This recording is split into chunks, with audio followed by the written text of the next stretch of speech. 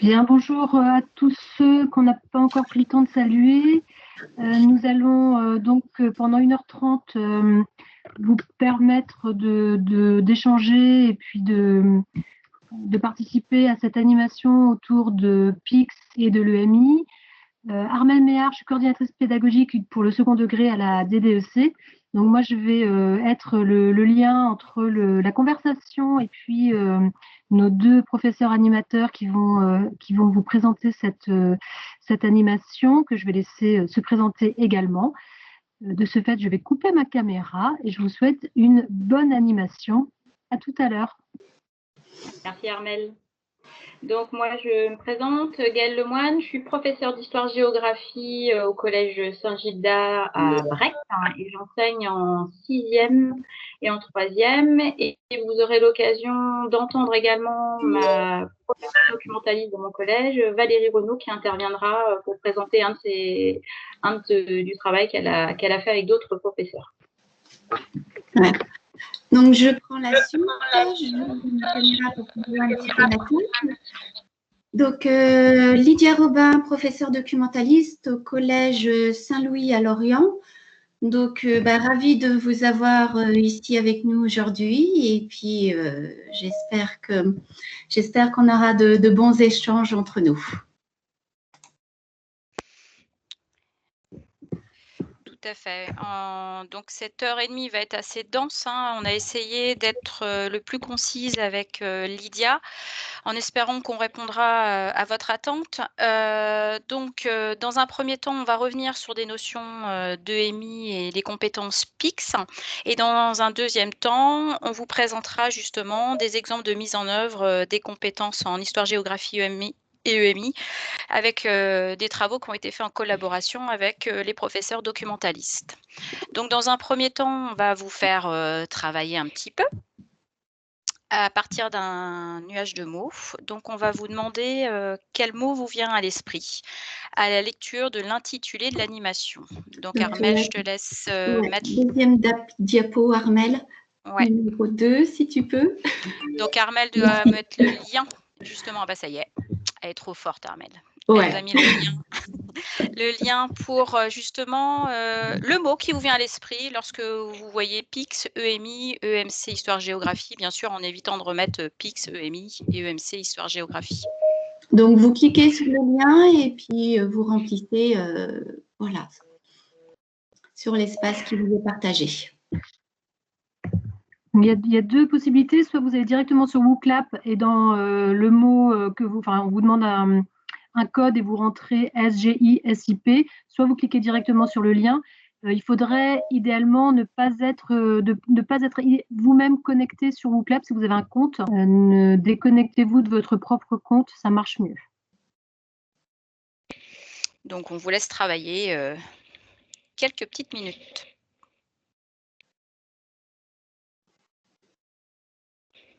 Alors, ce nuage de mots va nous permettre d'avoir une première vision, de voir si on est en phase ou pas en phase par rapport à votre propre vision de l'EMI, de ce que c'est que les compétences PIX et puis qui seront en lien avec votre discipline réciproque, soit la documentation, soit l'histoire-géographie, EMC. Vous devriez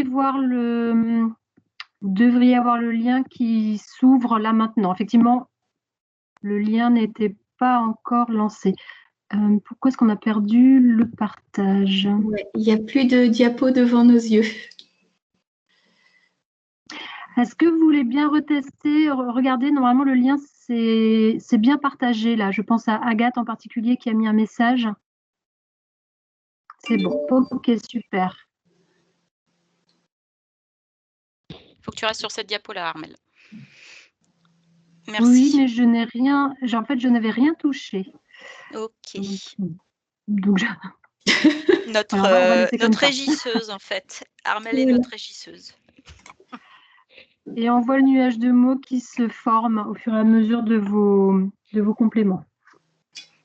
Donc, on en profite pour vous montrer cet outil. Pour ceux qui ne le connaissent pas, WooClap, c'est très, très intuitif. Ça peut permettre de faire une animation aussi en classe pour démarrer démarrer une séance ou finir une notion ou voir un petit peu comment les élèves ont repéré des informations. Ça peut être un nuage de mots, ça peut être un petit QCM, ça peut être des pairs. Voilà, il y a vraiment plein de petits outils. Il est vraiment multi-outils et assez intuitif de prise en main comme outil. Donc là.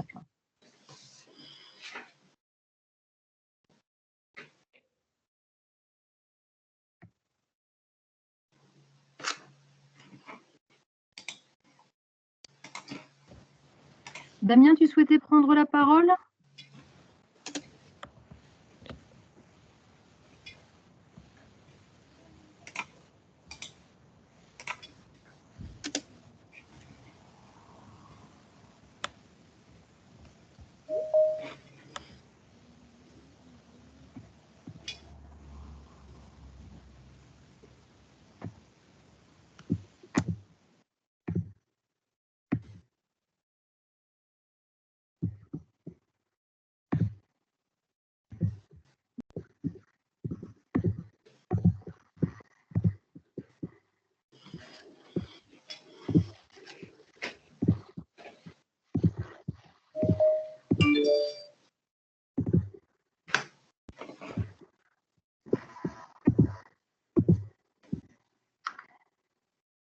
Karine, c'est-à-dire que tu as participé, mais tu n'as pas le résultat. Donc, je vais le partager, le nuage de mots, je vais le faire apparaître.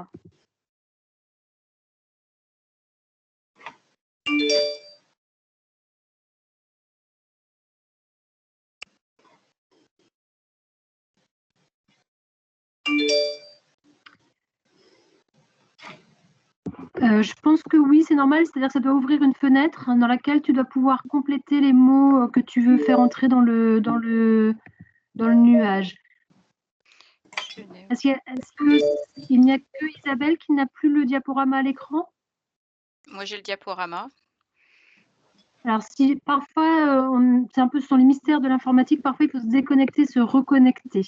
Alors, ou alors, peut-être qu'il y a la vignette de quelqu'un qui s'est mise en priorité. Dans ce cas-là, il faut recliquer sur ma vignette à moi pour que ça apparaisse à nouveau sur votre écran.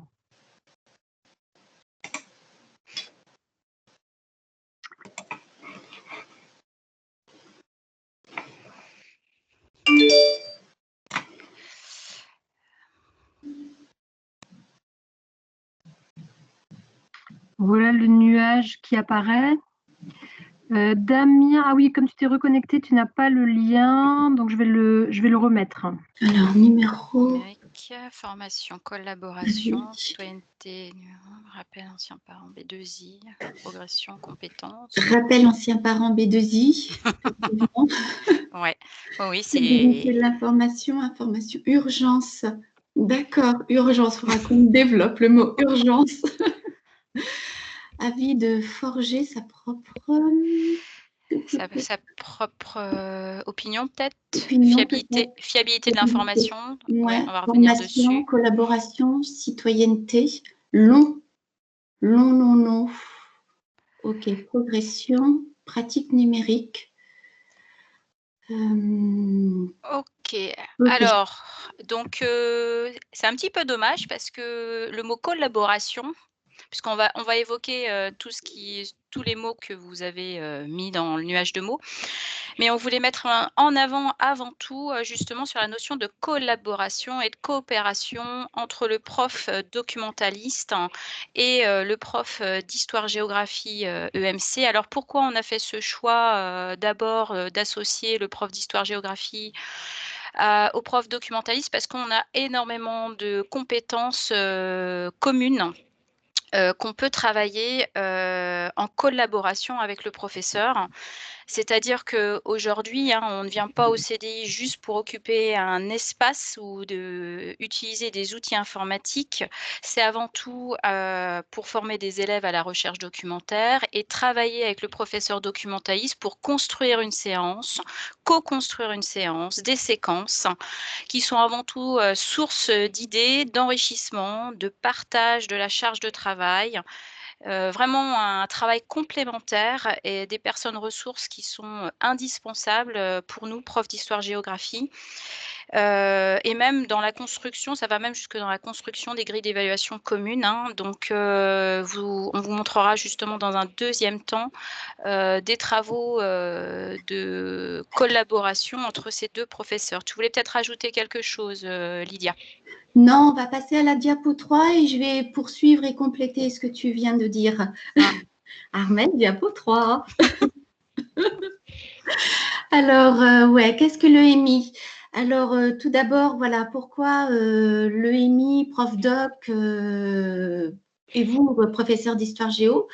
Parce que dans vos programmes en EMC, en histoire géo, vous sollicitez énormément de compétences qu'on appelle éducation aux médias et à l'information.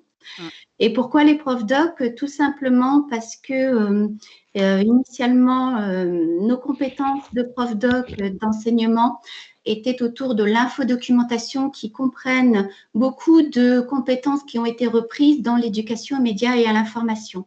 À savoir, donc, l'EMI, ce n'est pas un cours d'informatique, c'est vraiment un moyen d'accéder à des compétences et à des notions EMI. Donc, on va revenir dessus. Qu'est-ce qu'une notion EMI dans le courant de la présentation? C'est, par exemple, évaluer l'information. Qu'est-ce qu'évaluer l'information? C'est de savoir si l'information que je reçois, notamment en faisant une recherche web, est pertinente et fiable, correspond à ce que je cherche, va m'apporter des réponses qui vont me permettre de progresser dans mon savoir, que ce soit un savoir disciplinaire ou un savoir autre. C'est évaluer aussi ses sources, donc avoir une posture de citoyen, c'est faire, comment dire, souligner l'auteur de mes sources, à savoir je ne m'attribue pas la pensée des autres, mais je suis bien, je reprends la pensée de quelqu'un, je cite, je respecte le droit d'auteur. C'est aussi tout ce qui est l'environnement numérique, comment je le maîtrise, comment je l'organise, comment je le partage, comment je collabore. Donc, les compétences EMI, c'est tout ça. Donc, c'est des compétences qui étaient déjà travaillées depuis la création du CAPES de doc il y a des années et qu'on appelait grosso modo recherche documentaire et qui se sont complexifiées avec l'arrivée massive des outils numériques dans notre enseignement. Sur diapo 3. Donc, encore une diapo qui illustre un petit peu toutes les thématiques et notamment toutes les notions qu'on peut retrouver dans l'EMI. Donc, réputation, excusez-moi, identité numérique, traces, Internet. Ça peut être aussi tout ce qui est ressources. Ça peut être tout ce qui est les outils en ligne. Ça peut être aussi... voilà, tout ce qui est démarche de citoyenneté, c'est là où on se retrouve avec les professeurs d'histoire géo, notamment sur la partie UMC, à savoir la formation du citoyen, de l'élève en tant que citoyen. Donc, on est bien d'accord, ce sont des enseignements alors, c'est pas, on travaille bien sûr cette compétence-là avec le professeur documentaliste, mais c'est pas seulement le prof d'histoire-géographie, hein. C'est des enseignements transversaux, interdisciplinaires, mais on a une place très importante dans cet enseignement. Je me permets de préciser que le diaporama sera à votre disposition en fin de webinaire et on peut aussi vous l'envoyer par mail dans un questionnaire qu'on vous donnera en fin de webinaire également. Merci. Alors, l'EMI dans les programmes, hein, donc vous voyez, hein, c'est depuis, ça a été une volonté, hein, depuis 2013 de l'inscrire dans la loi d'orientation pour la refondation de l'école. Elle est constituée de 27 compétences à former les élèves. Donc, vous imaginez bien que le professeur documentaliste à lui seul ne peut pas former sur ces 27 compétences. C'est pour ça qu'on parle de compétences interdisciplinaires et transdisciplinaires. Donc, elle s'inscrit totalement, hein, dans le parcours citoyen, mais également dans le parcours à venir, puisque on peut travailler ces compétences EMI dans le parcours d'orientation de l'élève. Et c'est avant tout un parcours qui a d'autant plus son importance, hein, puisqu'on va exercer, enfin, les élèves à leur citoyenneté, former nos futurs élèves à des cybercitoyens actifs, hein, éclairés et surtout responsables de demain. Surtout qu'aujourd'hui, on voit que le numérique a une place importante, avec parfois des parents qui ne se rendent pas forcément compte de ce que font leurs enfants sur le numérique. Et donc, on a tout cet enjeu derrière d'éduquer en fait nos élèves dans la compréhension des médias, des réseaux, des phénomènes informationnels dans toutes leurs dimensions. Donc, tu poursuis, Gaëlle, ou Ouais. je voudrais juste rajouter que, voilà, qu'est-ce que vient faire PIX là-dedans? Donc, PIX, c'est une évaluation des compétences numériques. Donc, c'est vraiment un parcours de formation. Et la différence qu'il va y avoir entre avant PIX et après PIX, c'est vraiment qu'il va falloir conscientiser dans nos pratiques quotidiennes qu'est-ce que ces compétences, les formaliser, les édicter, les mettre en consigne et les faire travailler par les élèves. Donc, c'est plus simplement des compétences didactiques qu'il va falloir travailler avec vos élèves, c'est également ces compétences-là. D'où l'intérêt de travailler avec les professeurs documentalistes parce qu'eux le font déjà au quotidien. C'est leur cheval de bataille, pourrait-on dire, c'est leur discipline. Et donc, ils ont déjà intégré tout ça dans leur enseignement. Et PIX, en fait, est un levier en fait, pour travailler l'EMI, tout simplement. On pourrait dire ça comme ça, Lydia? Oui, tout à fait, oui. Hein. Donc vous voyez, hein, l'éducation aux médias, donc ça c'est pris sur le Clémy, hein, je trouvais qu'il était assez clair à vous présenter.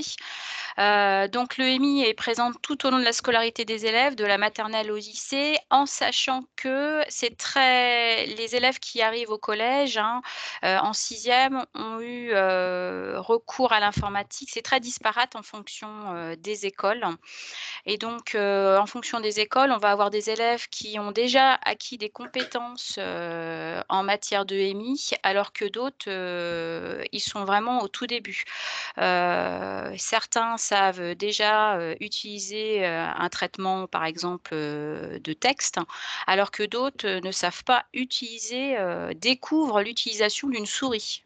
Nous, on a vu ça avec ma professeure documentaliste à travers un travail que je vous présenterai tout à l'heure, où les élèves étaient incapables d'utiliser une souris. Donc c'est vraiment un apprentissage spiralaire, hein, des 4 champs de compétences de l'EMI qui sont inclus dans le socle commun. Tout ce qu'on travaille dans l'EMI, ce sont des compétences du socle. Donc ça va de la culture informationnelle, hein, savoir exploiter une information de manière raisonnée, produire, communiquer, on va revenir dessus, hein. Utiliser les médias de manière responsable, parce qu'on est amené à avoir des élèves qui font énormément de copier-coller, donc c'est surtout les amener justement à réfléchir à ce qu'ils font. Et puis tout ce qui est de la culture médiatique. Alors les médias, c'est pas seulement internet, hein, c'est également tout ce qui peuvent toutes les ressources en fait, dans le domaine des médias, que ça va de la télévision à la radio, à l'internet, hein, donc Oui. c'est très diversifié. Et ils sont oui, les journaux, mais les journaux, on voit bien qu'ils ont une place limitée en fait dans cette culture aux médias, hein, puisque Alors, on parle de plus en plus de journaux en ligne maintenant. journaux en ligne. Alors voilà. maintenant, c'est vrai qu'il y a des petits sites qui sont sympas, vers lesquels on peut les diriger pour au moins qu'ils s'informent. Je sais plus, j'ai plus le nom d'un petit média qui est sympa ou qui peuvent rapidement en fait s'informer de l'actualité. Ouais, je me demandais ce que c'était. Donc l'objectif, bien sûr, hein, c'est bien sûr les initier à toutes ces formes de langage médiatique pour pouvoir s'informer, s'exprimer librement, produire soi-même de l'information, tout en étant bien sûr des citoyens responsables de ce qu'ils font.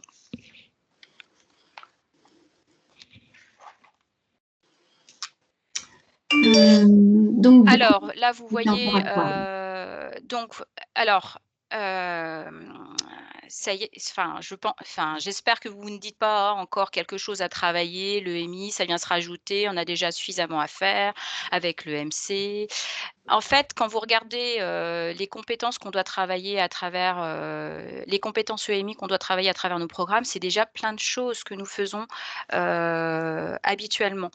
Connaître différents systèmes d'information, ça nous arrive de les amener, donc on leur apprend à les utiliser. Trouver, sélectionner, exploiter une information, c'est ce qu'on fait habituellement également. On fait plein de choses déjà avec nos élèves.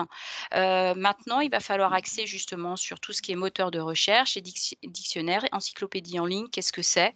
Les sites de ressources documentaires, savoir, s'informer sur la source, sur l'auteur, vérifier les informations et surtout exercer l'esprit critique. C'est ce qu'on apprend de toute façon avec nos élèves, mais là, il va falloir apprendre à les formaliser. Donc, déjà dans une première approche, bien sûr, vous faites déjà beaucoup de choses. Donc, il va falloir déjà lister parmi toutes les activités que vous pouvez faire avec vos élèves, ce que vous faites. Et en fait, il va falloir le formaliser sous la compétence EMI.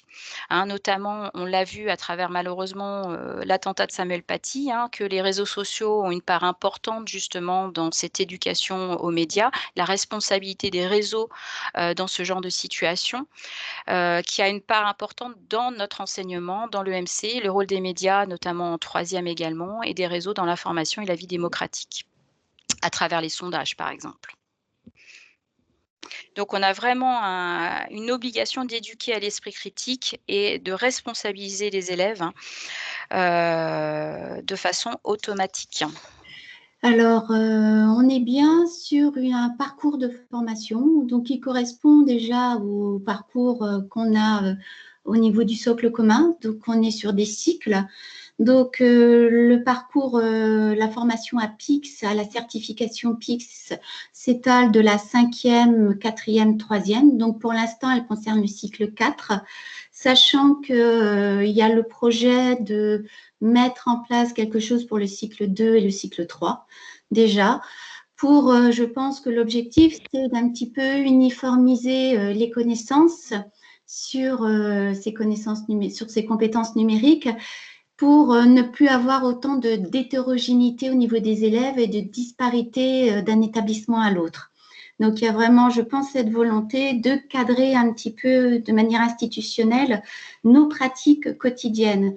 Comme le disait justement Gaëlle, c'est des choses que l'on fait déjà, qui ne sont pas forcément mis en avant dans nos séquences quand on énonce nos objectifs, quand on définit ce qui va être évalué ou pas. Mais c'est vraiment des pratiques qui sont sous-jacentes à notre enseignement, à la manière dont nous fonctionnons. Donc, pour les profs doc, ce n'est pas une pratique sous-jacente, c'est une pratique centrale. Et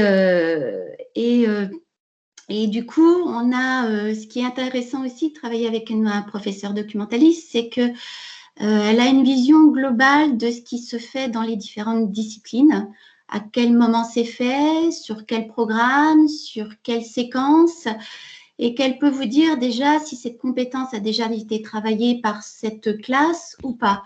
Donc, c'est intéressant parce que quand un prof documentaliste est depuis quelques années dans son établissement, elle a vraiment une vision de ce que ont les élèves comme bagage ou ce qui leur manque.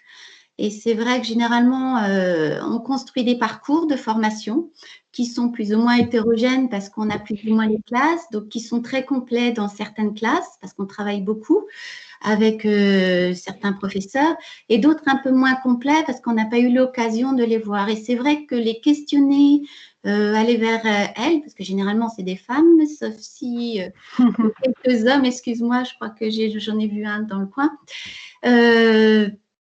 Voilà, on finit par avoir une vision de ce qui est fait au niveau du numérique, que ce soit au niveau de la recherche documentaire, au niveau de tout ce qui est l'identité numérique sur les réseaux sociaux, ce qui est le travail sur la source, sur les droits d'auteur. On finit par avoir une vision globale de ce qui est fait ou pas dans l'établissement.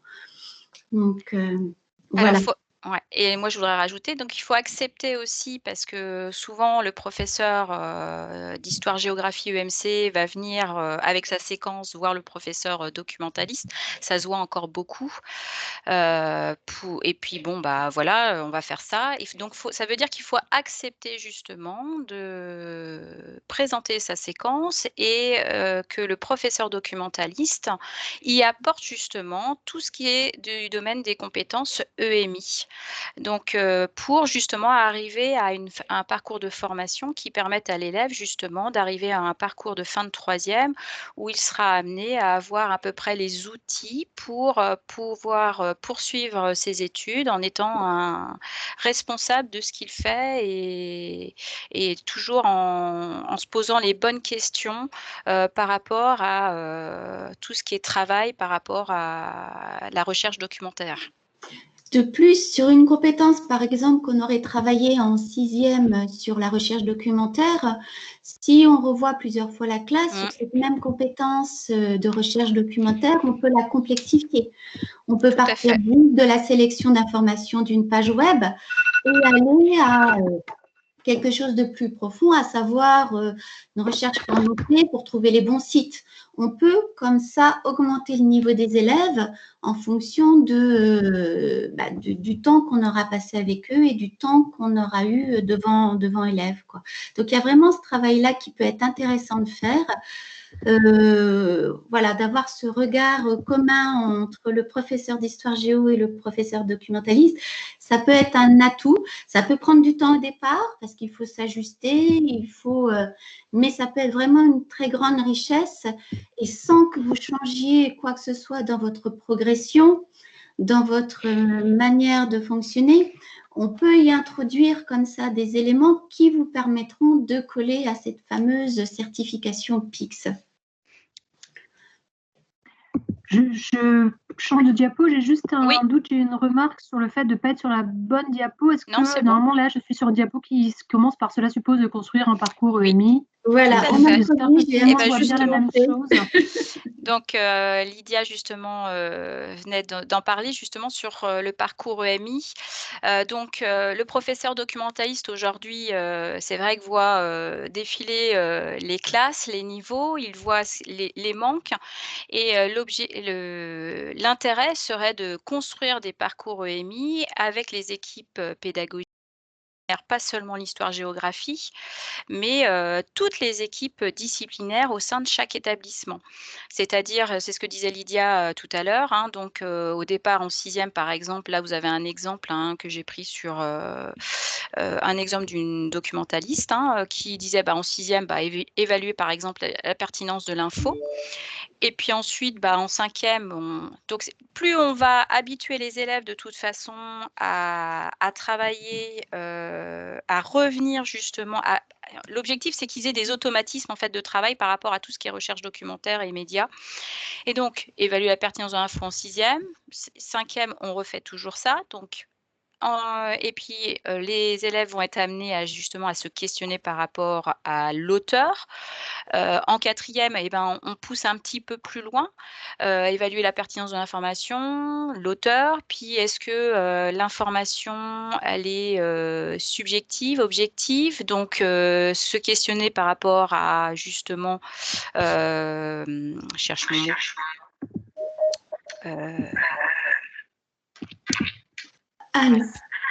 J'arrive pas, je vais pas réussir à le trouver. Et dont l'objectif, bien sûr, c'est amener l'élève à avoir en fin de 3e tous les outils en fait pour être responsable dans sa recherche documentaire. Alors, pardon, Lydia. Me permettre, les compétences relatives au numérique peuvent être travaillées en salle informatique, donc les professeurs documentalistes ne peuvent pas toujours savoir ce qui a été travaillé. Ça, c'est exact.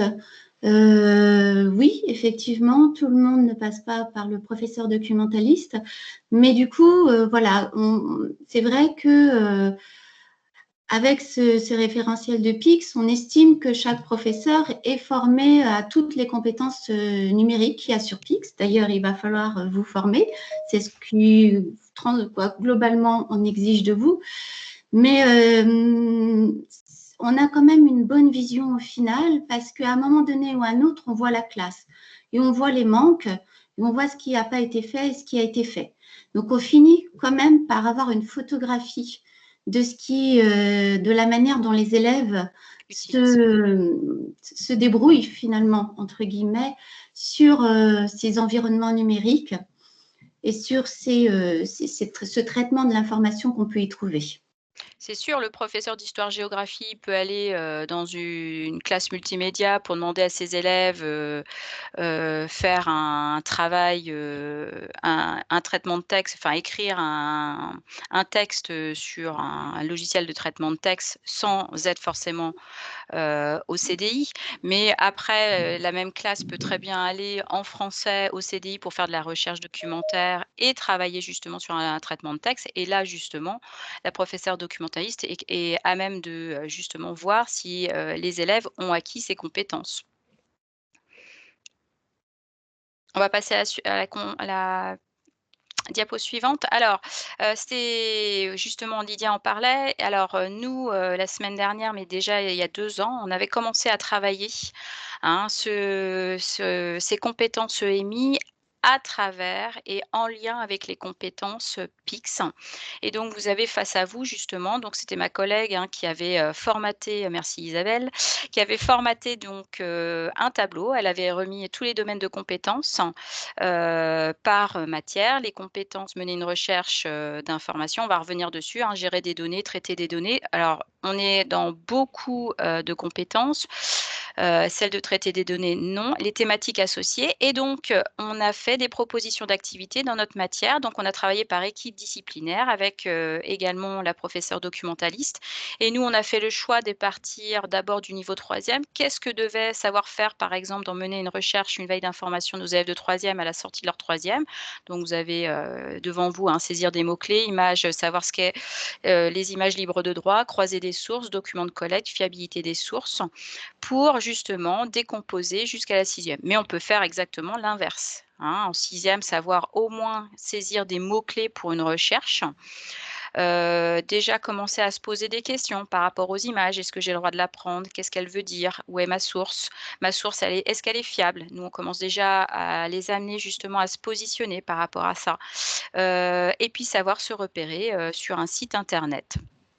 Et puis donc on a décliné en fait, à tous les niveaux. Et donc tous les professeurs, durant la matinée, de toutes les matières se sont réunis et ont complété, le tableau justement, pour, chaque niveau à travers chaque compétence, PIX. Alors, on reprend un petit peu ce que la diapo qu'on avait vue précédemment. Il faut préciser que ces compétences numériques, donc maintenant, elles s'inscrivent vraiment, comme je le disais, sur un cycle 2 et 3, qui n'est pas encore formalisé, qui n'est pas encore établi. Donc, par contre, au niveau du cycle 4 et en fin de cycle, on a une certification pour les élèves de 3e. Donc, pour l'instant, elle est d'un niveau, cette certification, les élèves pourront l'obtenir à partir de la validation de 5 items de niveau 1. Donc, cette certification va être à nouveau retravaillée, reproposée 3 ans après au niveau terminal, avec une complexification des compétences demandées. De même qu'elle sera à nouveau demandée donc en fin de BTS, en CPGE, classe préparatoire des grandes écoles, et en Master 1 aussi à l'université. Donc, on est vraiment sur un parcours sur du long terme, on n'est pas sur un moment clé dans une classe clé, on est vraiment sur, voilà, il faut voir ça, travailler ces compétences transversales nécessite d'envisager l'élève en dehors de sa classe, en dehors de son établissement scolaire, et sur un moment long. C'est également, PIX, c'est également une plateforme qui va être amenée à être utilisée dans le milieu professionnel pour les employeurs qui souhaiteraient que leurs employés valident des compétences numériques. Donc, cette certification peut être également exigée en formation continue dans le monde du travail. Donc, on n'est vraiment plus enfermé dans un niveau de classe, on est vraiment dans une vision de cycle et de parcours de formation de l'élève jusqu'à son insertion dans le milieu professionnel. C'est vraiment amener les élèves à travers leurs usages scolaires, hein, à les éduquer à des usages non scolaires. Donc, cette diapo reprend un petit peu ce que je vous disais. Donc, le niveau exigé au niveau du collège sera un niveau 1, donc novice. Donc, il faudra que l'élève ait minimum 1 dans 5 compétences sur les 16 compétences. Et au fur et à mesure de son parcours de formation, le niveau devra augmenter. Les 16 compétences sont regroupées en 5 domaines, donc information et données, communication et collaboration, environnement numérique, donc qui regroupe tout ce qui est, que ça soit l'environnement tablette, l'environnement d'un téléphone portable ou l'environnement d'un poste informatique. On est vraiment sur l'environnement numérique en général. Donc, on est sur la protection et sécurité des données. Donc, on est à la fois sur la formation de nos élèves à l'usage des réseaux sociaux, mais on est aussi sur la formation du citoyen, à savoir comment il sécurise les données qu'il met sur, par exemple, des formulaires qu'ils doivent remplir en ligne. Donc, on est vraiment sur une globalité. Et on est sur la création de contenu qui est beaucoup utilisée et surtout, il y a une notion qui apparaît, c'est celle de collaboration aussi. Collaboration pas seulement en visu, mais collaboration avec des documents numériques. Alors, ça reprend un petit peu, je ne sais plus si c'était toi ou moi qui devais parler, Gaëlle. 14, non, mais c'était pour présenter, en fait, vous retrouvez voilà. en fait toutes ces fiches-là dans des fichiers du SCOL qui sont bien représentés, qui Voilà. peuvent vous aider justement à construire votre parcours avec les différents niveaux en fait. Niveau 1, niveau 2, niveau 3, niveau 4, niveau 5, qui vous permet déjà d'avoir une petite idée de ce qu'on peut attendre. Alors, un niveau 3 serait, on va dire plutôt… Par exemple, au niveau 2, qui est le niveau exigé par maximum par nos élèves, sur effectuer une recherche, ce serait questionner la fiabilité et la pertinence des sources. Ouais, niveau 3, on arrive au lycée, quoi, je pense. Après, on arrive au lycée. Ouais, donc, niveau 3, ça, c'est une sorte de grille. On en trouve plein sur Eduscol. Et c'est une grille qu'on appelle un petit peu une grille critériée. Donc, en fonction des exigences, eh ben, on monte le niveau. Et donc, on est sur une évaluation qui est une évaluation de compétences. On va avancer, Armelle, si tu veux bien. Ouais. Donc, voilà les niveaux de maîtrise de compétences numériques. Alors, Lydia vous disait tout à l'heure qu'on attend que les élèves aient un niveau 1 dans… C'est ça, un niveau 1 dans… Un niveau 1, oui, pour 5 compétences. 5 compétences. Ouais. Donc, voilà. Donc, on ne va pas non plus tout détailler puisqu'il faut qu'on avance aussi puisque c'est la deuxième partie surtout qui va, à mon avis, vous intéresser. Et donc, vous voyez, dans le parcours PIX, on retrouve justement ce que je vous montrais notamment dans les liens avec les programmes, avec le programme EMI. Alors, la suite. La suite, merci. Alors ça, c'est ce qu'on appelle, alors pour résumer un petit peu, pour ceux qui n'auraient pas encore trop mis leur nez dedans, on a des bruits. Alors, on a pix.fr qui est la plateforme d'entraînement pour élèves, professeurs et adultes. On a PixOrga qui est spécifique aux établissements scolaires. Donc, ça, c'est une présentation de PixOrga. Et on a Pix Certification auquel nous n'avons pas encore accès et qui sera pour exclusivement la certification des élèves, le passage de la certification des élèves. Donc, dans PixOrga, alors je ne sais pas, ça a dû être fait dans vos établissements ou pas, c'est en train de se faire. Vous avez dans un onglet documentation, donc vous avez un Geniali qui se trouve en haut à gauche de votre écran. Voilà, on a fait une capture d'image. Et dans les référentiels et contenus des parcours PIX, vous pouvez retrouver tous les parcours qui ont été faits par ceux qui ont monté PIX. Donc, vous trouvez des parcours de rentrée, 3e. Vous trouvez l'éducation musicale. Vous trouvez votre parcours Histoire Géo. On trouve également un parcours EMI, donc spécifique pour les profs doc.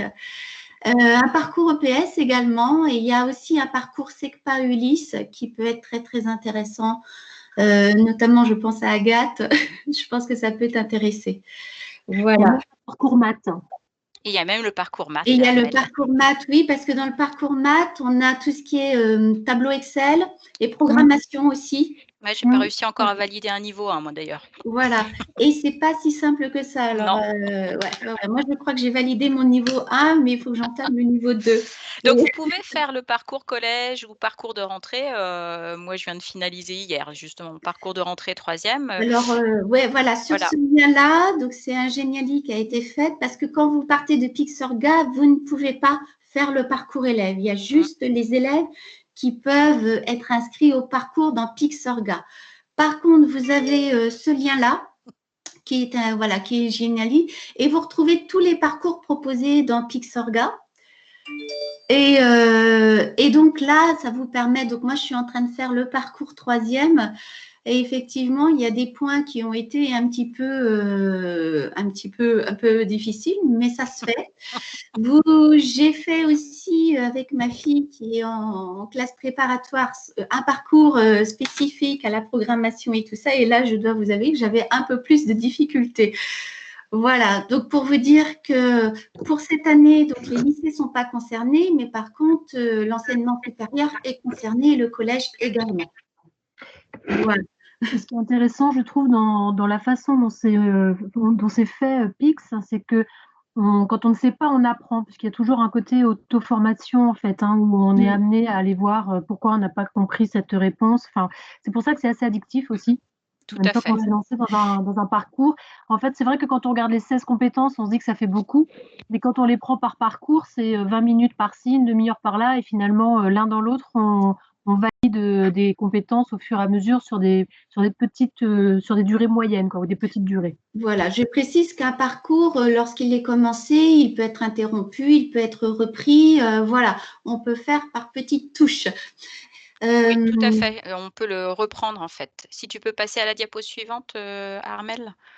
Donc, vous trouvez justement les différents parcours. Donc, on a encadré en rouge en histoire, géographie, EMC. Vous voyez, vous avez 43 sujets. Faut compter, pratiquement 90 minutes si on fait tous les sujets, quoi, en fait. C'est un parcours vraiment multicompétences et très complet. Moi, je suis dessus, c'est très, très complet. Alors, vous me direz, là, c'est le parcours EMI, donc voilà. Également un parcours multicompétences qui peut être pris par les professeurs documentalistes. Alors, vous me direz, bon, on a pix.fr, donc les élèves peuvent s'entraîner. Ils ont Pixorga, les élèves peuvent également s'entraîner et on peut voir s'ils ont validé ou pas les compétences. Maintenant, à quoi ça sert que nous, professeurs d'histoire géo, on s'embête à faire ça? Il y a quand même une réponse à apporter. C'est-à-dire qu'on est quand même face à des élèves qui seront en 5e, 4e, 3e et qu'il faut donner quand même du sens à tous ces apprentissages. Il faut qu'ils y voient un intérêt, il faut qu'ils y voient un lien avec leur pratique quotidienne. Et c'est vrai que la plateforme Pix, elle est bien, elle apprend des choses, mais elle n'est pas connectée à un contexte. Elle est hors contexte. Et du coup, le fait d'intégrer ça dans sa discipline, de le souligner, de travailler ses compétences transversales dans une discipline ou dans une séquence en collaboration, permet aux élèves et permet aux professeurs de donner du sens à ces apprentissages. Et vice-versa, moi je trouve aussi sur ma matière, moi je suis en maths, donc pas du tout en histoire géo, mais ceci dit, le parcours maths dont on parlait tout à l'heure, je trouve qu'il vient complètement s'insérer aussi dans une progression, par exemple sur tout ce qui est tableur, et ça vient vraiment compléter un apprentissage dans une séance ou dans une séquence. Ouais, toi tu l'utilises, Armelle, c'était intéressant justement, soit en amont, en fait, d'une séance pour qu'ils s'auto-forment ou soit, après pour justement qu'ils puissent valider, en fait, des compétences. Et je peux même rajouter qu'on peut aussi l'utiliser en remédiation. Oui. C'est-à-dire que vous lancez une séance et vous vous rendez compte que les élèves ne maîtrisent pas du tout les points, les notions que vous abordez sur ces compétences numériques, et vous vous dites, écoutez, pour la prochaine fois, je vous lance un parcours sur voilà, un item bien précis, une compétence bien précise, et vous la validez et vous la retravaillez sur pix.fr ou sur Pixorga. À vous de choisir le moyen le plus simple pour vous. Et pour que la prochaine fois, les élèves reviennent avec ce travail-là qui est fait à la maison. Alors, autre spécificité, donc pour l'instant, Pix.fr, Pixorga et la Pix certification sont complètes sur des PC, pas sur des tablettes. Hein. Il manque des fonctionnalités sur les tablettes qui ne permettent pas de réaliser l'ensemble des exercices. Il y a une question concernant la validation des niveaux. Est-ce que les 5 compétences qui sont demandées doivent être issues de 5 domaines? Je suppose que derrière la question, il y a 5 domaines différents. Non, a priori, alors selon ce que j'ai vu pour l'instant, non, c'est vraiment la validation de 5 compétences. Oui, ce que j'ai vu aussi, moi. Oui. Donc, sur les 5 domaines, il peut y avoir une compétence par domaine. De ce que j'ai retenu, en fait, au moment de l'évaluation, de la validation, le système vient en fait chercher ce que l'élève a le plus entraîné. Il va l'évaluer sur ce qu'il aura le plus entraîné. Le Pixorga, quand par exemple vous lancez un parcours de formation pour vos élèves sur Pixorga, il vient s'insérer automatiquement dans le compte pix.fr. Donc c'est lié, c'est pas détaché. Il n'y a pas d'un côté pix.fr et d'un autre côté le travail qui serait fait sur les parcours présents dans Pixorga. Le fait d'avoir identifié les élèves et qu'ils doivent se connecter avec leur compte Pixorga fait que les deux comptes sont rattachés pour les élèves. Philippe, tu es présent. Est-ce que tu peux peut-être compléter sur cette évaluation? Si on a dit des bêtises, peut-être nous compléter? Non, mais vous dites jamais de bêtises. Il n'y a aucun souci. Non, c'est tout à fait ça. 5 domaines au niveau 1 pour passer la certification. C'est vraiment le minimum possible. Et 5 domaines, bien évidemment, différents. Voilà. Et on conseille aux élèves d'avoir une adresse mail personnelle, puisque c'est une formation qui va les suivre tout au long de leur parcours et même professionnel. Tout à fait. Et ils peuvent changer d'adresse mail en cours de route. C'est pas intuitif, mais c'est faisable. Allez, on va avancer. Donc, voilà, vous avez tous les sujets PIX qui sont traités, hein, que vous pouvez retrouver justement dans le Geniali qu'on vous a montré tout à l'heure. On ne va pas rentrer dans le détail. Alors, ça, ce sont des compétences spécifiques à l'histoire géo qui ont été donc dans Pixorga, c'est le parcours histoire géo. Et là, c'est le parcours. Voilà, de la diapo précédente, donc diapo 21. Et puis, vous avez là les compétences PIX. Voilà, ça, c'est les compétences. Oups Diapo 21, c'était les compétences histoire géo. Et diapo 22, la suivante, c'est les compétences EMI. Du coup, voilà, c'est aussi le choix du pourquoi on a choisi de faire cette animation avec ProfDoc et Histoire Géo, EMC, parce qu'on s'est rendu compte qu'on avait quasiment toutes nos compétences en commun, à une ou deux près, et encore, voilà. Donc, dans ces deux parcours, vraiment, on est quasiment identiques. Donc, du coup, pour la diapo 23… Eh bien, c'est à vous des questions. Ah oui, c'était la diapo, voilà. Alors, une question déjà, cela pose toujours la question de l'égalité de l'accès Internet, de la qualité de la connexion et de la disponibilité du matériel à la maison.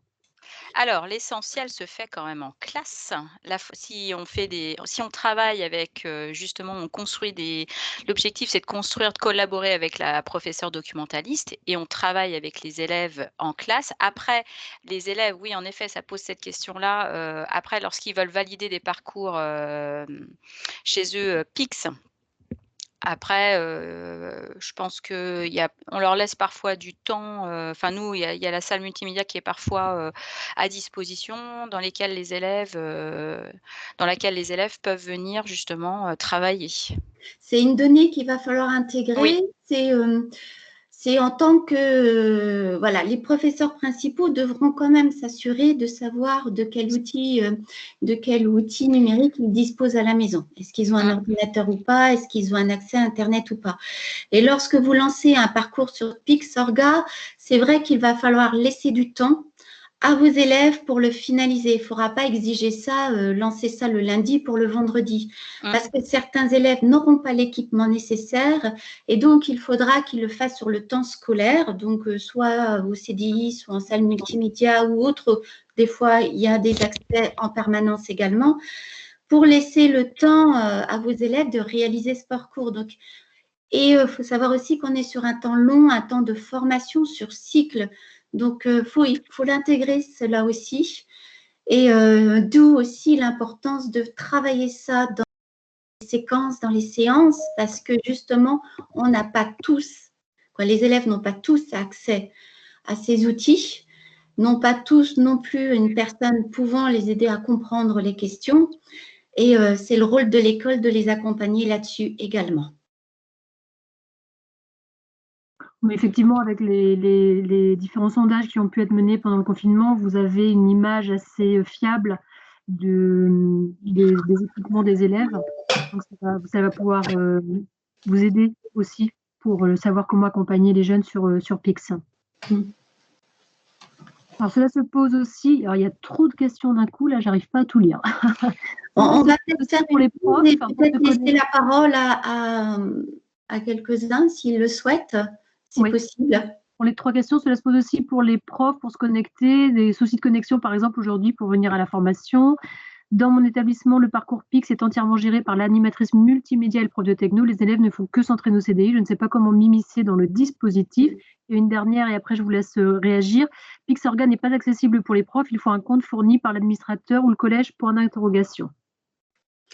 Alors, je vais reprendre la question de Pixorga. Oui, il y a un administrateur Pixorga qui doit normalement générer des invitations à l'ensemble des professeurs.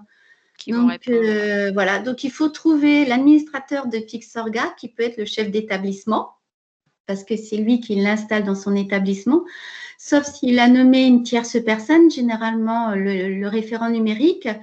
Et ce référent ou cet administrateur ou ce chef d'établissement doit, à partir de la plateforme Pixorga, générer une invitation qui vous permettra de vous connecter. Il faudra créer un compte pix.fr et ensuite, vous pourrez vous connecter à cette plateforme Pixorga. Pour répondre Isabelle, à Agathe… Alors, attends, je te coupe juste. Isabelle Gikeo, justement, disait qu'elle elle attendait cette invitation qui était dans ses spams. Donc, il faut vérifier dans vos spams. L'invitation arrive parfois dans les spams. Et donc, pour Céline Chalmé, si elle m'écoute, c'est normalement l'invitation a été lancée. Pour répondre à Agathe, on en revient au problème tout entier. Donc, voilà, comment les professeurs d'histoire géo, comment les professeurs de français, comment les professeurs de maths, comment les professeurs travaillent ces compétences-là. Agathe est à mi-temps dans son établissement, donc situation pas facile. Donc, et donc, quelle proposition en tant que professeur documentaliste sur tes compétences que tu maîtrises, tu peux faire à ces différents partenaires, à ces différents collègues pour justement initier un parcours de formation pour tes élèves. Et ça, voilà. Ouais, c'est le problème de certains qui évoquent le fait que Pix, c'est comme B2I, donc c'est juste une certification. Sauf qu'ils n'ont pas forcément intégré le fait que, justement, il y avait tout ce parcours de formation à tout ce qui est EMI. Donc, c'est pas que ça, c'est pas que pour évaluer, c'est vraiment un travail de fond qui se fait de la 6e jusqu'à la 3e. Et donc, il faut inciter vous, professeurs documentalistes, à inciter vos professeurs justement à travailler toutes ces compétences-là lorsque vos professeurs viennent pour travailler des séquences ou des séances.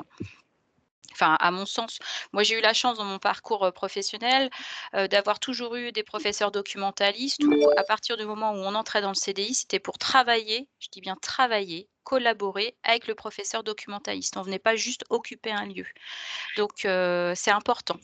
Vous avez toute votre place et encore plus maintenant cette place dans ce parcours de formation. Et on va y venir justement pour vous montrer un petit peu des pistes de travail. Je ne sais pas s'il y a d'autres questions. Il y a une question concernant les adresses mail. On a dit qu'un élève peut avoir une adresse mail perso et éventuellement qu'on peut la changer en cours de route s'il change d'établissement, par exemple. Marianne dit, l'année dernière, on avait évoqué le chef d'établissement qui devait créer les comptes.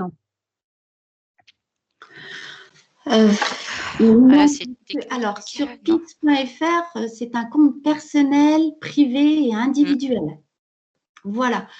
Qu'il change d'établissement ou pas, ce compte-là suit l'élève. Peu importe, voilà, il suit l'élève et dans 30 ans, il peut encore avoir ce compte-là avec son adresse personnelle, c'est un compte privé. Par contre, Pixorga, pour chaque nouvel élève rentrant, on doit actualiser la base élève pour qu'il soit identifié et à partir de son compte personnel, l'élève pourra se connecter au parcours de formation que lui proposeront ses professeurs à partir de la plateforme Pixorga. Est-ce que j'ai répondu à la question? Oui, Marianne, ça répond à ta question. Est-ce que Pix peut être pour nos élèves considéré comme une plateforme d'auto-formation? Moi, je dirais oui. Oui. Oui. Oui. Sachant que cette plateforme est conçue pour les adultes aussi. Donc, pour des élèves de 5e, 4e, 3e, c'est ce que je disais tout à l'heure, peut-être qu'ils auront du mal à donner du sens à ce qu'ils font sur cette plateforme. D'où l'importance des rôles des enseignants dans ce dispositif-là et dans cette formation des compétences numériques. Parce que cette plateforme, elle est conçue pour tout public, mais vraiment tout. Donc, d'un public de 5e à la public de l'âge adulte. Voilà, elle est conçue également pour nous, professeurs. On a la même plateforme, pix.fr. Philippe, tu voulais compléter peut-être sur les adresses mail?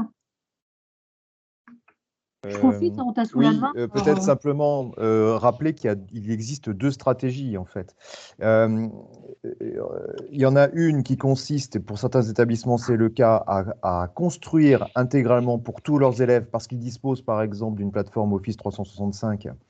Ils vont proposer aux élèves pour commencer une adresse qui est spécifique à l'établissement, mais bien évidemment l'établissement doit après laisser l'élève, ça peut être à la sortie de l'établissement en fin de 3e par exemple, si c'est du collège, doit laisser la possibilité à l'élève de pouvoir après remettre son adresse personnelle, parce que c'est son adresse, son compte est bien un compte personnel. Une simple remarque, les établissements ont l'obligation également d'entrer la totalité des bases élèves sur leur établissement pour une raison simple, c'est qu'ensuite, ça leur permet de manière sécuritaire de pouvoir faire le rattachement, c'est ce que j'ai mis dans le canal de conversation, de faire le rattachement entre un élève et un établissement. C'est ça qui fera la validation effectivement du rattachement et qu'un enseignant puisse suivre ses élèves. Bien évidemment, quand un élève s'en va d'un établissement, eh bien, le rattachement est automatiquement rompu. C'est une sécurité.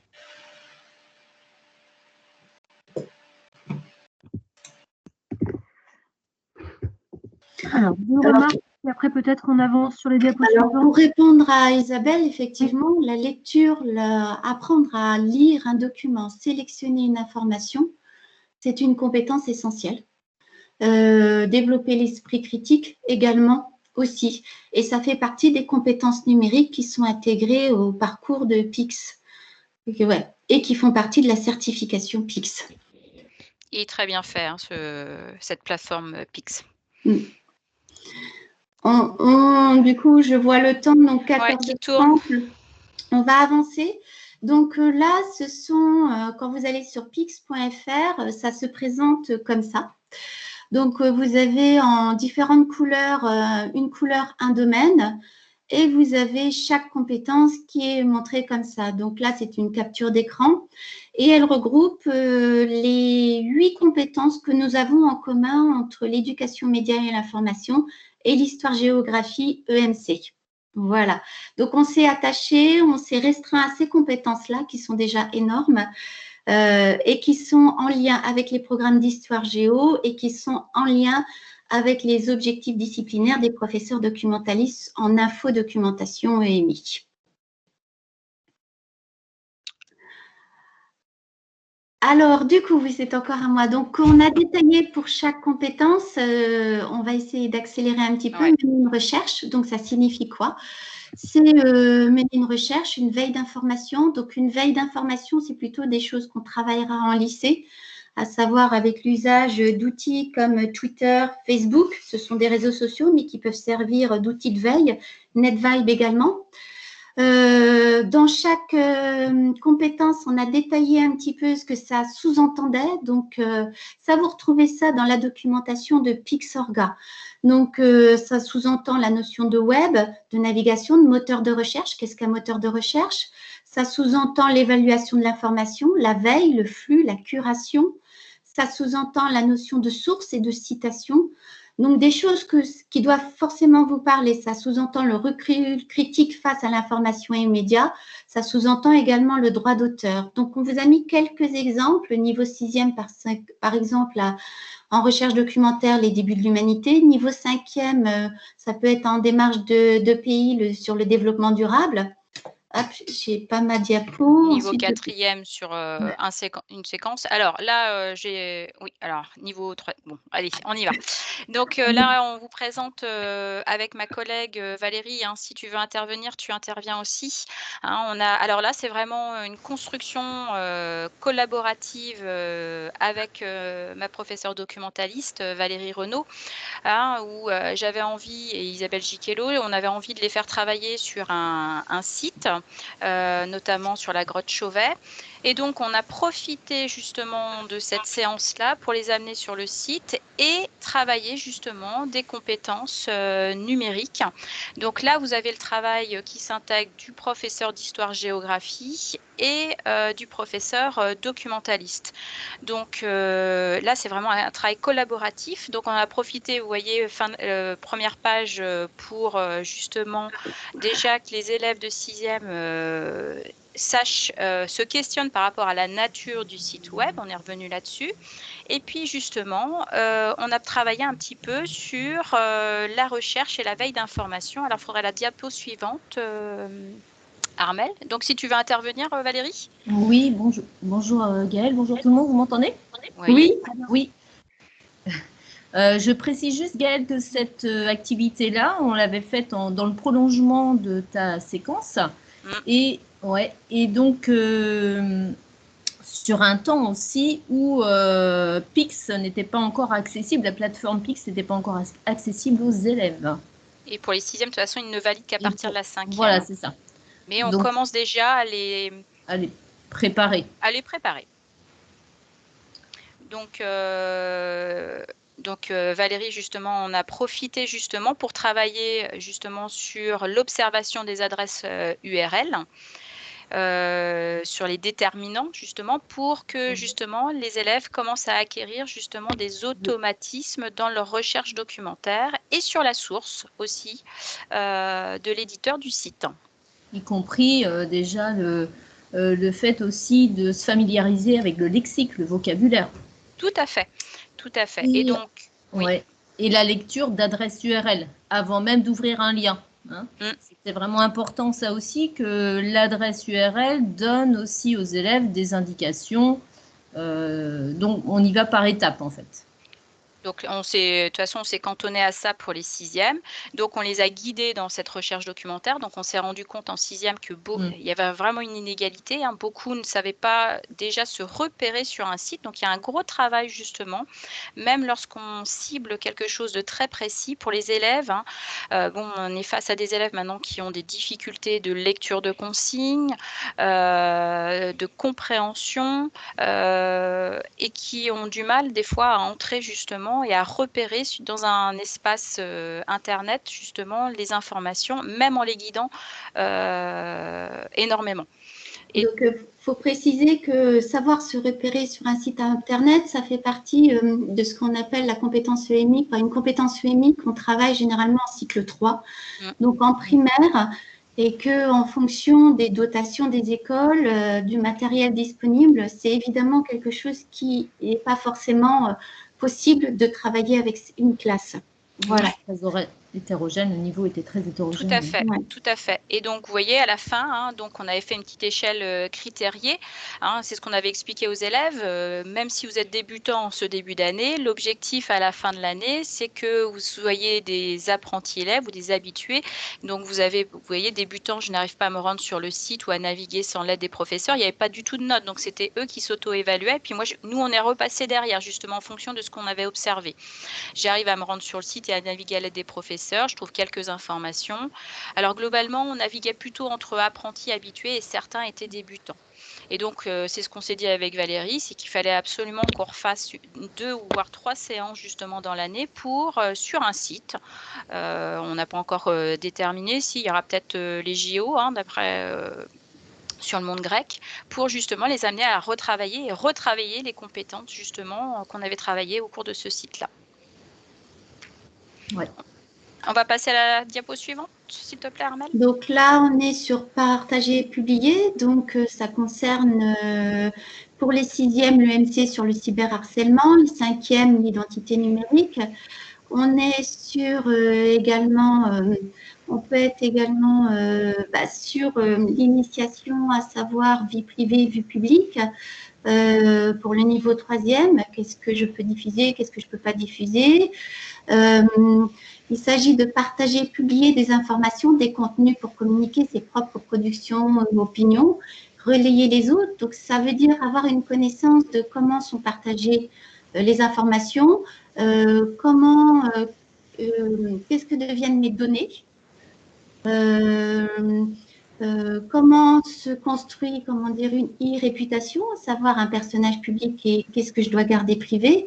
Il y a des codes de communication, la netiquette, c'est-à-dire qu'on ne communique pas n'importe comment, on ne s'exprime pas n'importe comment. Et il y a tout un tas de choses, des notions que vous maîtrisez plus ou moins bien, dans lesquelles vous rentrez plus ou moins bien, mais ça inclut tout ça.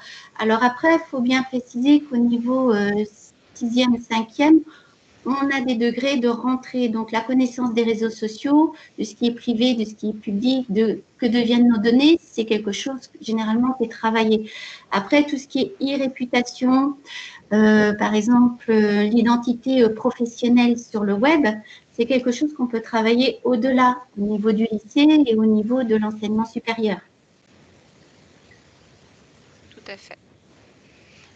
Alors là, c'est un autre travail que Valérie avait mené avec moi dernière justement. On avait profité d'une séquence, vous voyez, toujours niveau 6e, puisque j'ai pas de niveau 5e hein, sur le harcèlement. Donc dans un premier temps, on avait demandé aux élèves de définir le mot harcèlement et on en avait profité pour justement revenir sur décrypter une page de résultats pour faire les bons choix, où les élèves, donc là par exemple, ils devaient remettre les éléments au bon endroit entre le nom du site, titre de la page, adresse URL, c'est savoir déjà se repérer en 6e sur une page de résultats. Pour pouvoir faire les bons choix. Pour pouvoir faire les bons choix. Sur la source la fiabilité qu'on voit un peu plus tard, mais déjà c'est acquérir ses premiers réflexes et ses premières notions. Et le vocabulaire. Ouais. On peut passer à la page suivante, Armelle. Et donc, tu veux peut-être faire la fiche d'activité 3 qui était intéressante, Valérie. Tu les avais interrogés. Bien en mémoire, non, Gaëlle? C'était sa séquence d'inspection à la dame. Ouais. Alors, oui, on était parti sur faire réagir les élèves par rapport à une photo aussi, donc une image donc, qui circulait sur les réseaux sociaux, et puis sur l'importance de contextualiser une image, de la légende, parce qu'une photo, on peut lui faire dire ce qu'on veut. Donc là, c'était déjà de les initier aussi à ça. Et d'ailleurs, ça avait plutôt bien fonctionné, ça. Oui. Ils avaient plutôt bien réagi. Et ils n'étaient pas forcément... ils étaient un petit peu piégés aussi par l'image. Ouais, les habituer justement à toujours se poser la question de la source, hein, et surtout c'était une image sans légende. Donc on était revenu, notamment nous en histoire-géographie, où une image sans légende, on peut lui faire dire n'importe quoi. Donc d'où l'importance justement de légender un document qu'on va insérer, on avait insisté là-dessus, qu'on va insérer dans un document, peu importe quoi en fait. Hein. Donc, et toujours faire attention à l'interprétation. Et donc après, Valérie avait fabriqué une fiche outil hein, qui du coup est utilisée par tous les professeurs dans toutes les matières sur la ressource d'information et les images. Et donc on commence déjà à la 6e à les habituer à justement faire une recherche en utilisant justement un petit tableau pour noter la source, en fait, hein, le nom de l'auteur, qui commence déjà à s'approprier un petit peu les réflexes de la recherche documentaire. Alors, juste pour préciser, ne serait-ce que de marquer la source d'un document, ça incite les élèves déjà à prendre conscience que ce document, on ne prend pas l'information comme ça à droite et à gauche. Donc, on prend la référence du document, on prend la source du document, et ça incite aussi à se dire, mais qui est-ce qui, d'une manière implicite, c'est pour les amener, mais qui est-ce qui me donne ces informations-là? À se poser les bonnes questions. Voilà. Je respecte l'information et l'auteur de cette information en nommant d'où je prends mes informations. Et 2, je commence à me questionner sur l'origine de cette source.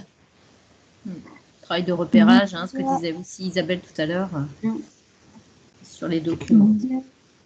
Allez, Valérie, il y a une question sur vous donnez-nous la permission d'utiliser vos documents pour les montrer aux profs pour voir comment vous travaillez ensemble. Et une question, pourriez-vous nous expliquer ou nous montrer comment créer une campagne de sensibilisation auprès des enseignants afin de les faire adhérer au projet, s'il vous plaît? C'est un vaste... En un quart d'heure, ça va être un sacré challenge, quoi. Alors, pour Philippe, ça va être difficile de donner une solution. C'est un travail que font les profs doc de longue haleine, avec plus ou moins de succès. C'est une culture d'établissement, en fait. C'est vraiment une culture d'établissement. Celle qui n'était pas d'avant moi, m'avait dit un jour, quand j'ai commencé le métier, j'avais l'impression de faire le tapin devant la porte du CDI. Voilà. En clair, et c'est ce qu'elle faisait. Elle se postait à sa porte et puis il y avait la salle des profs qui était juste à côté de sa porte du CDI. Et comme ça, elle voyait défiler tous les profs à la pause et voilà. Elle vendait son business comme ça. Voilà. Je ne sais pas si tu trouves l'idée bonne, mais ça a marché. Par contre, pour répondre à la question de Agathe, pas de souci pour la mise à disposition des documents. Moi, je partage mon métier, donc il n'y a aucun problème là-dessus. Je donnerai à Gaëlle, fera suivre. Pour ce qui est sensibilisé à Pix, je trouve que le lien du Geniali qui vous a été partagé là tout à l'heure, c'est une bonne entrée parce que c'est très simple en fait en cliquant sur. On va vous remettre le lien d'ailleurs dans la conversation, mais en cliquant sur le niveau et le thème, et il faut avoir créé son compte Pix avant, mais on entre dans un parcours et on est vite happé. Et je pense que c'est ce que je disais tout à l'heure un peu sous forme d'humour, mais c'est vite addictif. Et je pense que c'est le meilleur, je trouve que c'est un des meilleurs Geniali qu'on ait vu, un des meilleurs partages qu'on ait vu sur comment nous, en tant qu'enseignants, déjà entrer dans la démarche Pix et donc de ce fait amener nos élèves à rentrer dans Pix. Et eux, en fait, finalement, sont souvent plus motivés que nous encore, une fois qu'ils ont démarré. Juste une petite référence, dans le nuage de mots, il y en avait une personne avait mis, mais on dirait l'ancêtre de B2I. Effectivement, ça peut ressembler à l'ancêtre du B2I, mais il y a quand même des compétences qui n'existaient pas dans le B2I. Et cette plateforme Pix est évolutive, c'est-à-dire qu'elle va s'adapter à nos pratiques, elle va s'adapter à nos nouveaux outils.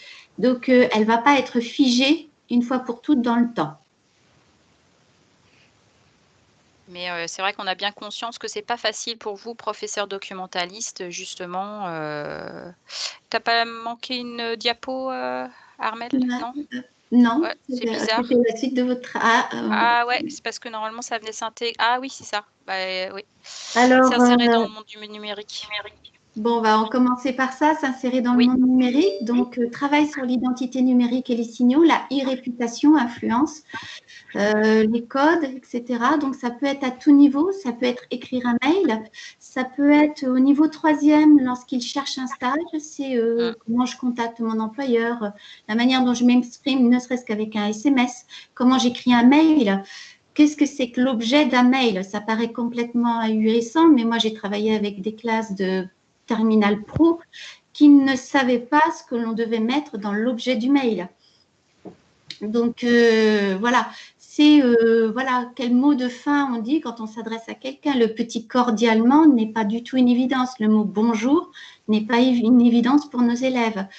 savoir un petit peu quels sont les tenants, les aboutissements d'Internet, c'est-à-dire quelles sont les démarches financières, les sociétés financières qui sont derrière tout ça. C'est intéressant de les savoir. Par quoi est régi, notamment lorsqu'on parle de libre d'expression et droit d'information, à savoir cet accès illimité à l'information, à tout type d'information.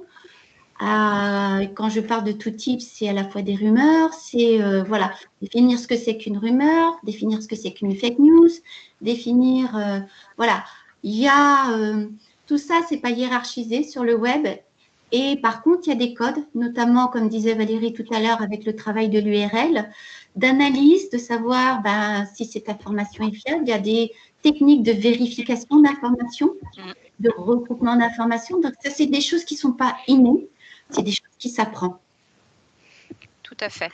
Et ça, c'est toute discipline confondue, hein, savoir écrire un mail sur École Directe à son professeur. Donc, il faut vraiment être vigilant par rapport à ça et leur apprendre. Oui, et dire aussi c'est des compétences que les profs doc travaillent quotidiennement, quoi, vraiment. Et si je peux me permettre de rajouter aussi le fait que peut-être dire c'est un message que j'aime bien faire passer aussi, c'est de dire que la documentation, l'infodocumentation, la recherche documentaire, toutes ces compétences numériques aujourd'hui qu'un jeune doit acquérir, ça s'apprend, c'est pas quelque chose d'inné. Comme tu disais, Lydia, bonjour cordialement. Bon, peut-être que pour certains c'est évident, pour d'autres ça l'est moins. Et ce sont des choses qui s'apprennent en fait. C'est pas du tout, ça tombe pas du tout sous la logique des élèves. Donc il faut vraiment partir du principe qu'ils ne savent pas et puis les accompagner au mieux. C'est un des leviers sur lequel aussi vous allez peut-être pouvoir jouer, c'est que nous, notre génération, on n'a pas été éduqués à ça et il peut y avoir des familles qui vont accompagner leurs jeunes parce que ça va les intéresser aussi et du coup, en termes même de disponibilité d'ordi à la maison ou autre, ça peut être un petit levier aussi de motivation, d'avoir les familles qui vous accompagnent et qui accompagnent leurs jeunes. Alors, toujours deuxième question, j'aimerais créer une campagne de travail avec les élèves. Pouvez-vous nous montrer comment on fait? Alors, pour ce faire, il faut que tu sois connecté, que tu puisses te connecter à la plateforme Pixorga. Donc, soit tu l'as déjà fait, soit il faut que tu demandes une invitation. Et à partir de là, tu vas dans l'onglet campagne et tu cliques sur générer une nouvelle campagne. Je ne peux pas te montrer parce que c'est la plateforme de mon établissement. Et normalement, il y a toute la procédure, c'est très simple à faire. Dans Pix, il y a des tutoriels qu'il ne faut pas hésiter à aller voir, qui sont très bien faits aussi. Hein. Quand vous êtes sur le site de Pix, il y a beaucoup d'aides. Ouais. Dans la documentation de Pixorga, tu as aussi toute la démarche, comment générer une campagne, etc. Tout est là, quoi. C'est un tutoriel vidéo, voilà, tout est expliqué. Philippe, je vais peut-être encore te solliciter. Il y a une question en disant nous sommes en décembre, nous n'avons pas encore de code administrateur, j'imagine. Les troisièmes vont devoir passer leur certification pour quelle date? Et avec la Covid, accès très très limité aux ordi. Est-ce que tu peux juste nous rappeler pour les dates, Philippe, s'il te plaît, et puis par rapport au code? Alors pour les dates, on doit être pour les collèges entre mars et mai. Oui, c'est ça, je confirme. Merci. Oui, j'avais un doute là par rapport au lycée. Donc entre mars et mai, ce qui laisse effectivement un temps relativement restreint. Encore une fois, 5 domaines niveau 1, c'est quand même atteignable pour les élèves puisqu'ils peuvent choisir quand même entre différents domaines. Hein, ça, c'est le premier volet de la question. Et quel était le deuxième volet de la question? Les codes. Eh bien là, il va falloir que si vous n'avez toujours aucune nouvelle, il va falloir aller voir votre chef d'établissement et lui demander si, la plateforme est ouverte, si les élèves ont été rentrés dans la plateforme. Il faut savoir que dans 56, ça tombe bien, j'ai fait le pointage ce matin, j'ai encore une dizaine d'établissements qui n'ont toujours pas procédé à l'ouverture. Voilà, voilà. Ok, on va continuer du coup. Alors, protéger les domaines. Les données personnelles. Donc, vous allez voir, il y a certains items dans les compétences qui sont redondants un petit peu, qui sont travaillés plusieurs fois. Donc là, on retrouve à la fois, c'est pour ça qu'on les a mis, elles n'ont pas la même couleur, mais on les a mis à la suite les unes des autres. On retrouve la vie privée et la confidentialité. Donc, il y a des séquences de fait avec les 5e en EMC. Mais c'est vrai que la notion d'identité est quelque chose de très, très particulier, notamment quand on s'adresse à des élèves de 5e, où ils ne perçoivent pas forcément cette séparation qu'il puisse y avoir entre le privé et le public. Ils n'en voient pas l'intérêt. C'est vrai qu'il y a une nécessité de leur dire que voilà, les fonctionnements de ces réseaux font qu'il y a une permanence de l'information. Et qu'une fois que l'information est mise, une fois que les données sont mises, on ne peut plus les retirer, forcément, on ne peut plus les faire disparaître. Donc ça, c'est des choses qu'ils ont vraiment du mal à prendre conscience, à envisager, à visualiser. Donc, c'est aussi… Il faut les responsabiliser par rapport à ça, c'est tout ce qui est aussi sur le parcours de santé, dans lequel le parcours folio, ça peut s'insérer aussi là-dedans, dans le parcours santé. Et oui, on y a trouvé une place également. Ça peut être aussi sur tout ce qui est l'environnement. Donc, on est sur les usages, on est sur la durée, on est sur les traces. Voilà, donc, ça regroupe vraiment. Donc, ces compétences, elles sont reliées également au parcours foliose, au parcours citoyen, au parcours santé, au parcours avenir sur la e-réputation et l'anectiquette. Elles sont, et le dernier sera agriculture, où on est plutôt sur les droits d'auteur et l'utilisation des licences, par exemple. Alors Valérie, justement, elle avait un travail qu'elle a fait sur l'identité numérique. Si tu peux la commenter rapidement, Valérie. Oui, un gros travail. Oui, c'est vrai que c'est un gros travail. Donc il y a 2 ans, j'ai fait ce travail-là avec mon collègue Patrick Lefranc, qui depuis est parti en retraite cette année. Donc je l'ai quand même refait cette année avec une autre collègue qui a pris sa place. Et donc, oui, alors je crois qu'il faut partir de leurs usages, je crois que c'est très très important. Et surtout là, par rapport à la collaboration prof-doc, prof d'histoire géo, là c'était donc en fait ça s'inscrivait bien sûr dans la séquence identité légale et identité personnelle. Et donc le 3e volet, c'est l'identité numérique. Donc le collègue ne le faisait pas jusqu'alors, et donc il y a 2 ans, il a décidé d'intégrer cette facette-là à son travail. Donc là, en fait, nous, notre place, notre rôle, c'est vraiment de découvrir, de partir à la découverte et d'avoir cette capacité d'écoute aussi qui est importante auprès du prof d'histoire géo, de MC, c'est de partir de ses besoins à lui, de ses objectifs, et de co-construire ensemble la séquence. Donc à partir de ces objectifs, de nos objectifs infodocumentaires à nous aussi, et faire en sorte que le tout se rejoigne et que ça fasse un ensemble cohérent pour l'élève, qu'il ait une UX, qu'il ne voit pas de rupture en fait.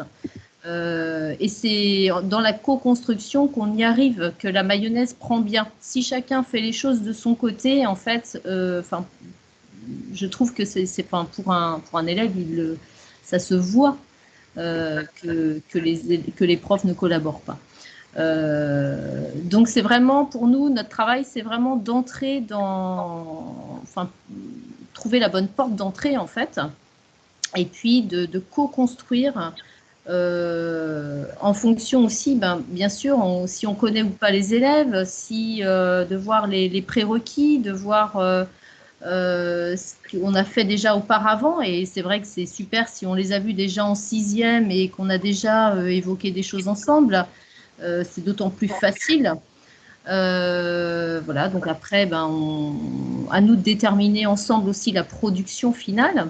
Les productions intermédiaires, savoir si elles sont évaluées aussi, ces productions intermédiaires, et comment. Alors peut-être que la notion d'évaluation aussi, je ne sais pas si on a beaucoup insisté là-dessus, mais ça me semble… J'en ai un exemple plus loin, ouais. Ouais, ça, d'accord, ça me semble vraiment très très important aussi de co-évaluer, parce que quelquefois, en fait, la collaboration a peut-être tendance aussi à se centrer sur l'activité au CDI.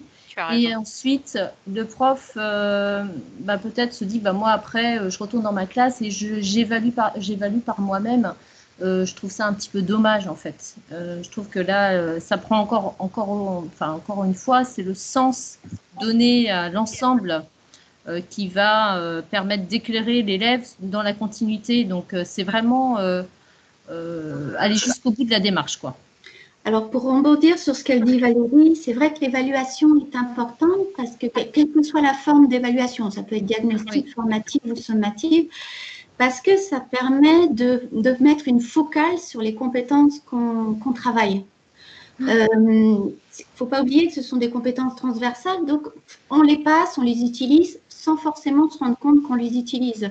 L'objectif est disciplinaire, ils doivent apprendre telle chose, et ils seront évalués sur des savoirs disciplinaires. Le fait d'introduire une évaluation, quelle que soit sa forme, je le reprécise, permet justement de se dire, tiens, est-ce que mon explication, mon passage de consigne est suffisamment clair pour qu'ensuite je puisse évaluer ces élèves-là sur cette compétence-là? Est-ce que le document que je leur donne, la compétence que je travaille est bien visible, est bien mise en relief pour que je puisse ensuite prétendre l'évaluer? Voilà. Et ça, c'est intéressant de penser quand même à l'évaluation de ces compétences en éducation, en médias et à l'information, parce que ça permet d'y réfléchir et de les mettre au même plan que des connaissances didactiques. Je vois juste l'heure qui passe. Les prochaines diapos, elles viennent compléter les compétences avec des exemples d'activités aussi, c'est bien ça? Oui, voilà. Alors, j'ai une évaluation à ce moment-là. Alors, il faudrait que tu avances. Tu dois avoir une diapo avec une évaluation. Justement, c'est un travail qu'on a… Ah oui, celle-ci. Oui, juste avant, Armelle, qu'on avait fait avec Valérie l'année dernière sur les discriminations en 3e, où à la fin de la séquence, les élèves avaient à nous produire en fait une infographie. Donc, sur la page 1, on avait donné vraiment… Il faut guider encore les élèves, bien sûr, pour les aider justement à construire, mais l'infographie est intéressante puisque ça les oblige justement à structurer en fait l'information et d'être synthétique. Donc, c'est un travail très intéressant à faire. C'est dans la production, développer des documents multimédia. Et donc, vous avez justement l'évaluation, l'évaluation de la production que vous avez sous la forme et le fond. Et donc, c'est vraiment une évaluation qu'on a construite avec ma collègue d'histoire-géographie et la prof doc. Et on avait mis justement en bonus l'utilisation du document de collecte, puisqu'on a obligé les élèves à utiliser le document de collecte dans les recherches avant la séance 3. Et en fait, je vous ai mis, on avait fait exactement le même travail en géographie sur les territoires ultramarins français. Vous avez un exemple de travail d'élève, en fait, sur une infographie sur les atouts et les contraintes et l'aménagement du territoire dans les territoires ultramarins. Donc là, c'est vraiment un travail collaboratif, coopératif avec la professeure documentaliste.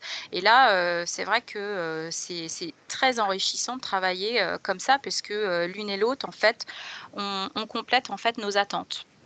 Oui, puis c'est pas simplement notre rôle, je dirais, ne se limite pas à l'apport de ressources.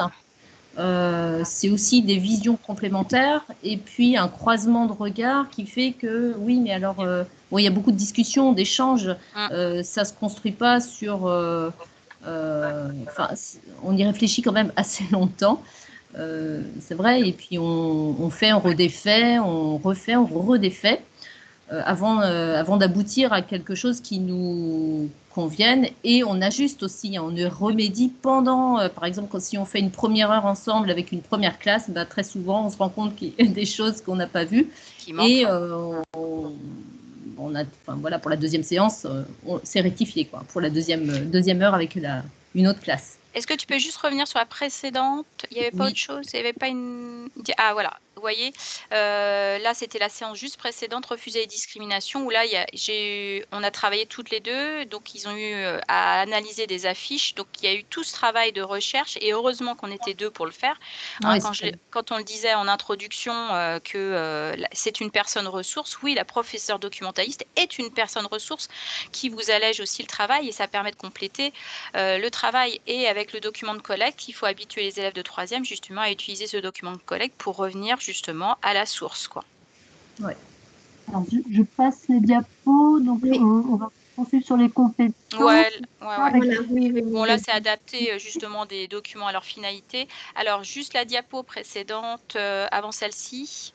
Alors, j'ai trouvé cette diapo sur justement la DAN de Bordeaux, qui peut être intéressante justement d'insérer dans nos fiches d'activité. Je trouvais que c'était intéressant justement pour que les élèves aient vraiment le repère du lien avec le référentiel PIX qui peut éventuellement s'intégrer dans nos fiches d'activité. Pourquoi pas? Alors, diapo, on va finaliser. Désolée, hein, on se doutait que ce serait un peu short. Voilà. Donc, l'objectif initial de ce webinaire, c'était qu'on soit en présentiel. Oui.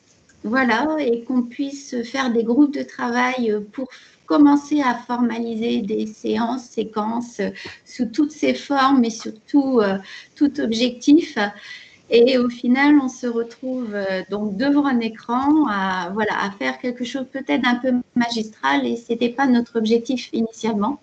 Donc, on espère dans un deuxième temps, si ça peut vous intéresser, si vous êtes partant, de se retrouver, mais cette fois-ci en présentiel quand ça sera possible, avec un objectif, ça serait d'une présentation d'une séance, d'une séquence, d'un projet, et de retravailler dessus, pourquoi pas, durant ce temps d'animation, et de voir un petit peu les freins, les axes, les avantages de travailler ensemble sur ces compétences, ces compétences numériques. Alors, voilà. Lydia. Oui. Oui, si je peux juste intervenir pour peut-être que ce qui serait intéressant, c'est de partager peut-être une grille aussi de construction de séquences. Je ne sais pas si moi j'en ai retravaillé. Oui, ça peut être intéressant, oui. Ouais. On a, tu sais, notamment la matrice de Laurence Jean qui est très complète. Oui. Elle serait d'accord de la partager, et je pense que c'est Laurence Jean, c'est le pilote prof d'histoire, je suis perdue, en documentation à l'ISFEC, et qui a construit une grille justement de construction de séances-séquences, et qui peut aussi servir pour une démarche de projet également. Alors, effectivement, je permet de reprendre tous les points et voilà. Et Valérie était partie aussi sur cette grille de séquences que nous, on avait en histoire-géographie. Elle avait retravaillé justement à partir de là. Plus spécifique, Plus spécifique. Mais ça peut être justement un temps où on peut partager dans ce deuxième temps en présentiel. Ou alors, on peut le rajouter éventuellement à la fin du PowerPoint de façon à ce qu'il soit accessible pour les collègues. Oui, oui, tout à fait. Ouais. À ce moment-là, on va modifier le PowerPoint et on va le rajouter. Après, c'est vrai que c'est une grille qui nécessite quand même d'être discutée, d'être réfléchie. C'est l'intérêt aussi. C'est juste un point de départ. Voilà. Seul dans son coin, c'est pas si évident que ça. Mais c'est pour amorcer, en fait. Je trouve que ça aide à démarrer, en fait. Dans la conversation, vous allez trouver un lien vers un sondage qui nous permet, nous déjà, de voir comment vous avez apprécié le webinaire et éventuellement ce qui pourrait vous manquer. Et puis, vous pouvez laisser votre adresse mail, comme ça, nous, on vous recontacte, on vous envoie le diaporama. Voilà. Si vous pouvez prendre quelques minutes pour compléter ce formulaire, nous, ça nous aide énormément pour la suite, en fait, pour continuer à faire ces propositions. Et puis, n'hésitez pas également à l'enrichir avec des idées que vous auriez d'animation à proposer ou de suggestions. Et j'ai également remis le lien vers le Geniali dont on a parlé tout à l'heure. Ah oui, merci Armelle. Attention, c'est addictif. Ne me mettez pas ça sur le dos. Mais voilà, vraiment, on trouve que c'est celui qui est le mieux présenté, le mieux fait pour se lancer. Bon, en espérant même si on a été un peu rapide sur la deuxième partie, on se doutait un petit peu que ça ait répondu un petit peu à vos attentes. Voilà, vous éclairer. Si le format ne correspondait pas non plus à ce qu'on souhaitait faire initialement. Bon, j'espère que vous avez trouvé des idées. Vous avez, ça vous a ouvert des possibilités et comment dire, alléger quelque part la charge de travail que vous imaginiez devoir faire. Et allez voir votre professeur documentaliste. Elle est pleine de ressources. Bonne continuation à tous et même si un petit peu en avance, bonnes vacances, ils ont bien besoin.